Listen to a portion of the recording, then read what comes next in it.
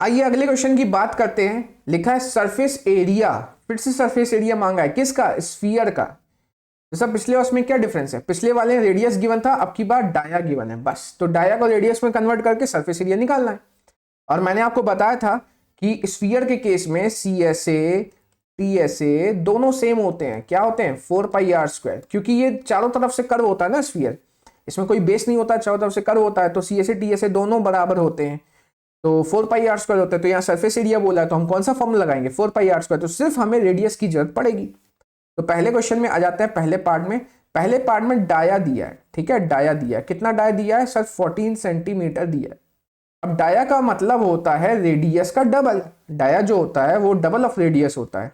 तो double of radius, dia की जगह लिख दिया मैंने 2 इंटू आर इक्वल टू 14। अब ये जो 2 इंटू में नीचे जाएगा, तो ये जो इंटू में इधर डिवाइड हो जाएगा, तो 14/2। 14/2, 2 की टाइम 14 कितनी बार आता है? 7 टाइम्स आता है। तो फर्स्ट केस में रेडियस हो जाएगा 7 सेंटीमीटर। आइए सरफेस एरिया निकालते हैं। तो सरफेस एरिया ऑफ स्फीयर का फॉर्मूला होता है 4 पाई r²। 4 पाई का मतलब 22/7, और रेडियस का स्क्वायर, रेडियस है 7, तो 7 इंटू 7। स्क्वायर लिखा तो 2 बार लिख दिया मैंने, क्यूब लिखा होता 3 बार लिख देता। 7 से 7 कैंसिल हो जाएगा, ठीक है, बचेगा 4 इंटू 22 इंटू 7। तो 4 इंटू 22 होता है 88। 88 इंटू 7, 7 इंटू 8 56 होता है, 5 गया कैरी। 7 इंटू 8 56 होता है, प्लस 5 61। तो इसका फाइनल रिजल्ट आ जाएगा 616 सेंटीमीटर स्क्वायर। ये आ गया फर्स्ट पार्ट, ठीक है। आइए सेकंड पार्ट करते हैं।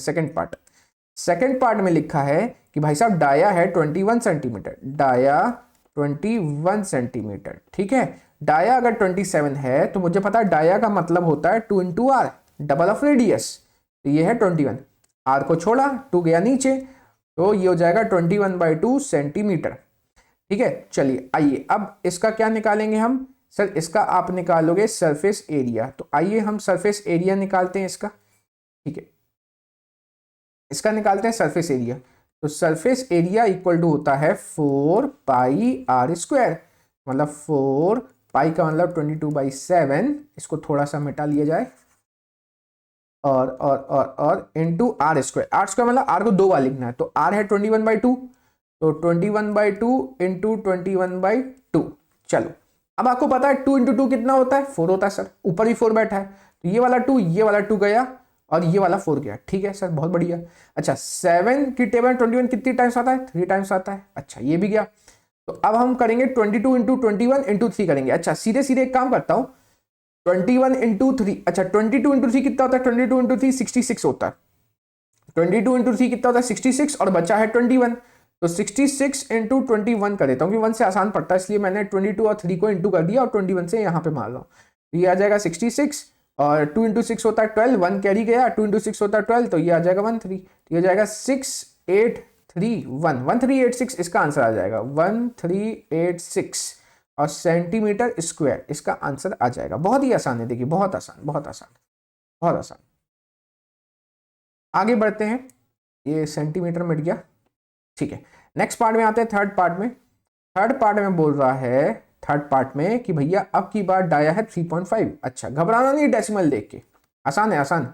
देखो डाया दिया है 3.5, ठीक है, ठीक है। डाया का मतलब होता है 2 इंटू आर, ये दिया है 3.5। अच्छा 2 जाएगा नीचे तो आर हो जाएगा 3.5/2, ठीक है, बहुत बढ़िया। अब हमें निकालना है सरफेस एरिया। सरफेस एरिया का फॉर्मूला क्या होता है? 4 पाई r²।